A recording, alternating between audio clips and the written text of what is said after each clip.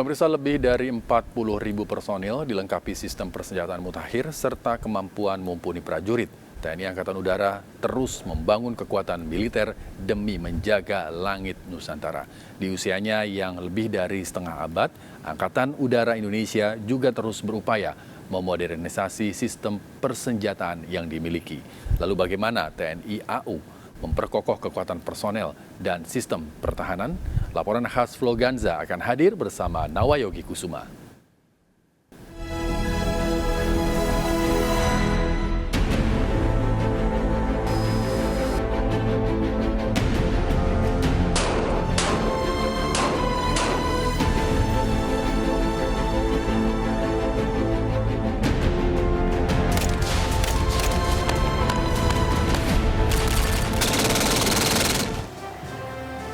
Pemirsa, Tentara Nasional Indonesia Angkatan Udara genap berusia 76 tahun. Sebagai ujung tombak operasi pertahanan tanah air, TNI AU memiliki kemampuan pasukan elit yang disegani dunia.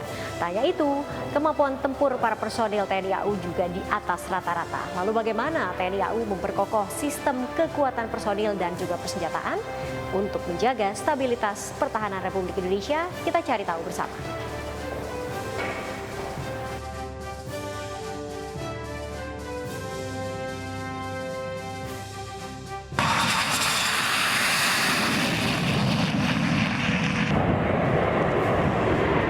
Pemirsa, saat ini TNI AU memiliki 40.298 personel dengan 22 pangkalan udara yang tersebar di sejumlah provinsi di Indonesia.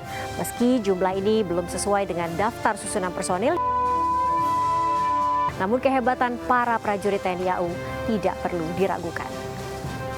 Dan pemirsa, untuk mendukung penuh kekuatan alutsista, baik dari sisi operasional, pemeliharaan maupun perawatan, TNI AU membutuhkan anggaran sekitar 38,7 triliun. Meski dukungan anggaran hanya 48,98% atau setara 18,9 triliun, namun TNI AU terus memperkokoh kekuatan udara demi Indonesia damai.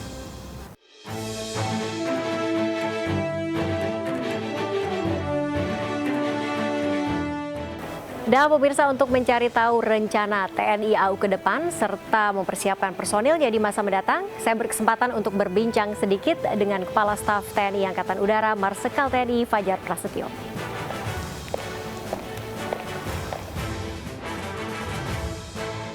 Sebagai ujung tombak kekuatan operasi pertahanan tanah air ini tentunya, bagaimana sih Pak sebetulnya TNI AU ini memperkokoh sinergitas dan juga kolaborasi tentunya ini untuk menjaga stabilitas pertahanan dan keamanan Republik ini, Pak? Terkait dengan sinergitas dan kolaborasi, TNI AU bersama stakeholders lainnya melaksanakan untuk pembangunan Indonesia khususnya di bidang keamanan negara. Sinergitas khususnya dengan Polri dan juga komponen bangsa lainnya. Kedepannya rencana pembangunan kekuatan TNI Angkatan Udara ini seperti apa sih, Pak? Ya, rencana ke depan kami masih berpegang kepada RESA hingga tahun 2024 dan juga MEF, dan di situ kewenangan untuk pengadaan alat-alat baru ada di Kemhan, dan kami terus memberikan kepada Kemhan peralatan mana yang paling sesuai dengan kebutuhan.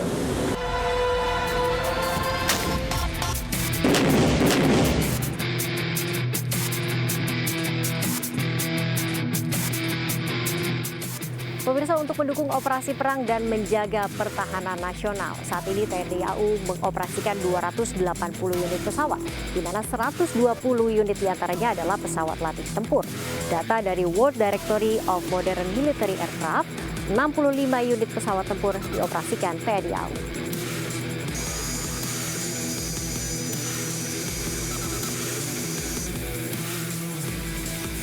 Lalu bagaimana kondisi kekuatan pertahanan TNI AU dibanding negara luar dan apa strategi terbaik yang harus dilakukan demi memperkokoh kekuatan Angkatan Udara Indonesia dan menjaga langit Nusantara?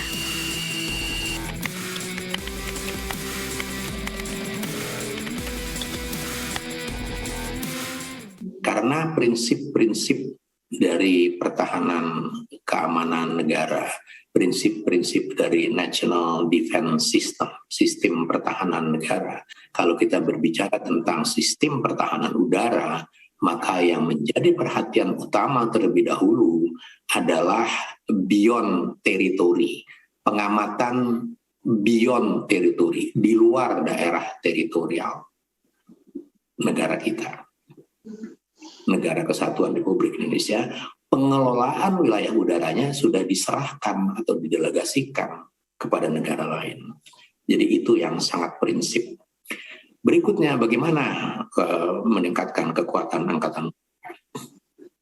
Angkatan udara adalah merupakan bagian integral, merupakan subsistem dari sistem pertahanan nasional. National Air Defense System adalah subsistem atau part dari National Defense System. Pertahanan udara nasional Indonesia adalah bagian dari sistem pertahanan keamanan nasional.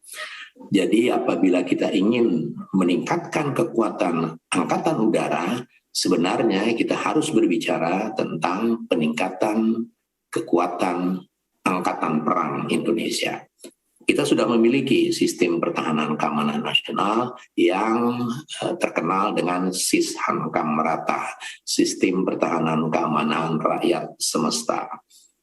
Jadi kalau kita mau meningkatkan kekuatan angkatan udara, maka sebenarnya kita harus berbicara peningkatan dari sistem pertahanan keamanan nasional, peningkatan dari sistem pertahanan Indonesia, peningkatan dari angkatan perang Republik Indonesia.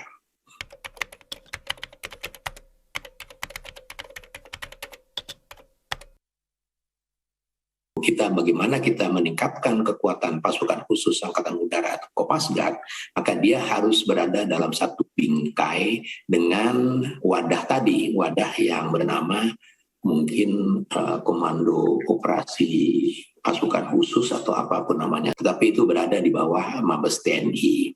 Jadi pasukan-pasukan khusus yang dikembangkan oleh masing-masing angkatan darat, laut, dan udara itu seharusnya sinkron menjadi tugas-tugas sebuah pasukan khusus angkatan perang Republik Indonesia.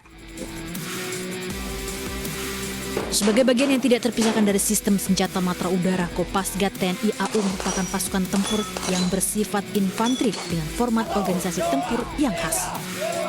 Kopasgat juga memegang predikat pasukan khusus angkatan udara dengan kualifikasi cukup lengkap di dunia. Lalu apa harapan masyarakat Indonesia di usia TNI AU yang ke-76 tahun?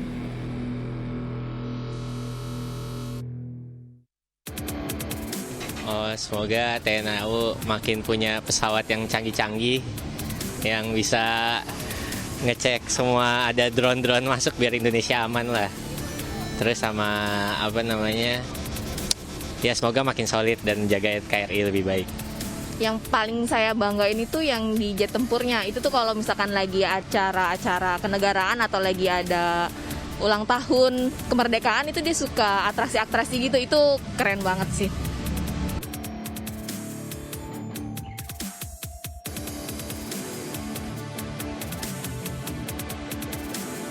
Wijaya, Wijaya, Wijaya. 0-0 sampai 1 tanpa terkecuali.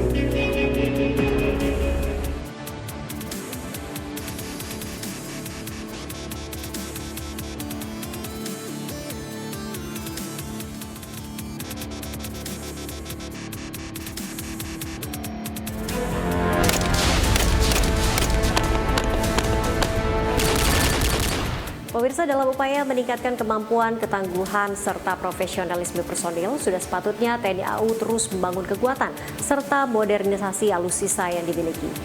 Karena bukan hanya untuk menjaga kedaulatan wilayah Indonesia, tapi juga untuk mengangkat harkat martabat bangsa serta perdamaian tanah air. Saya Nawayudi Kusuma, sampai jumpa.